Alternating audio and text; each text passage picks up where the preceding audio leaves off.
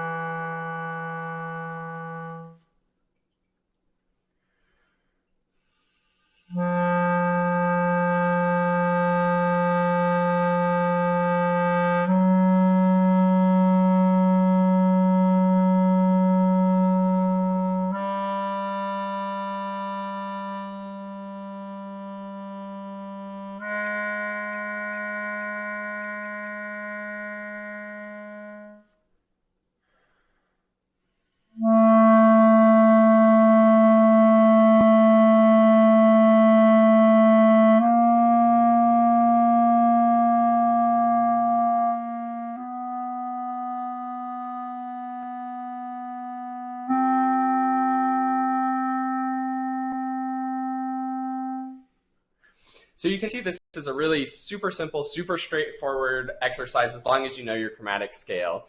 But there's a lot of value to get out of this one. So because it's so simple, it opens up your brain power and your processing power to really concentrate on the clarinet playing and making sure that that's going really, really well in all of the details. So the very first thing I'm thinking about is taking a good relaxed breath in, getting everything set so I can have a really clean, clear start to the very first note of each of those groupings.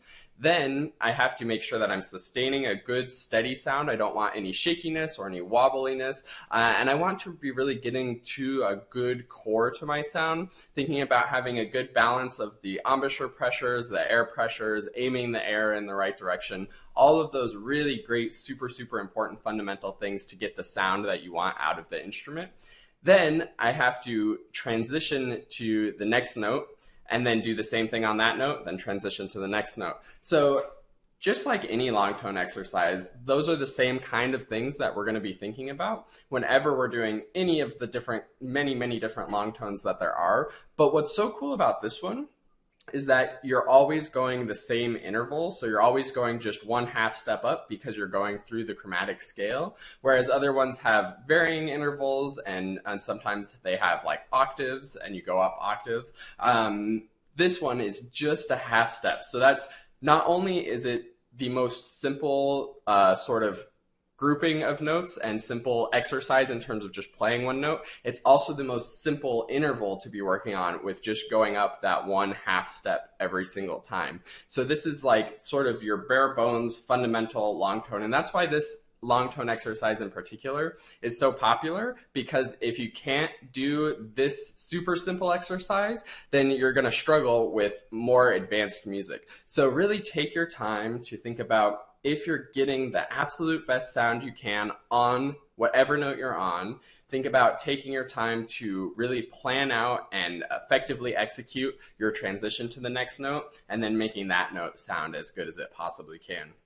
The other cool thing with this being based on the chromatic scale is that if you go up however high up you end up going with this, you're actually working your way through every single note on the instrument. So if you do this exercise as it's sort of originally intended, all the way up to the altissimo, super altissimo high C, then you end up playing every single note on the instrument. And if you can do all of that with a great sound, the sound that you want, great steadiness, and steadiness from the lowest first note to the highest last note, then you're going to be in great shape to have really confident control over every note that you'll play as you're playing it at whatever speeds you have to play it in your music. The one thing that is maybe a little bit controversial or a little bit different with this, some people use this exercise as a way to sort of build up lung endurance and say that you should do this exercise with the like quarter note on the metronome at like 60 beats per minute. So you end up holding each grouping of 4 notes for like 16 seconds because it's 4 beats per 4 whole notes at 60 beats per minute. And I think that can be useful to work on your endurance and your ability to hold the notes for a really long time.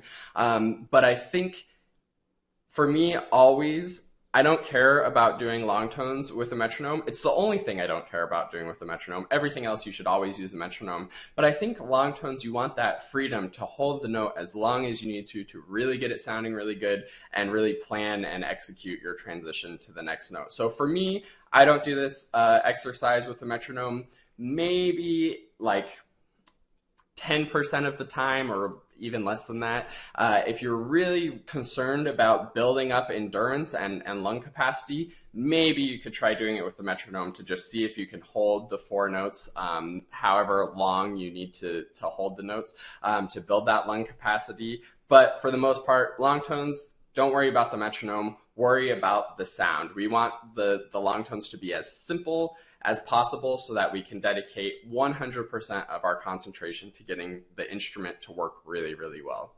So I hope that's helpful, and I hope that's enlightening for some of you on how to work through this. Sarah, if you're still watching, let me know about your clarinet journey. I'm excited for you. And if you enjoyed this, be sure to leave it a like or a comment.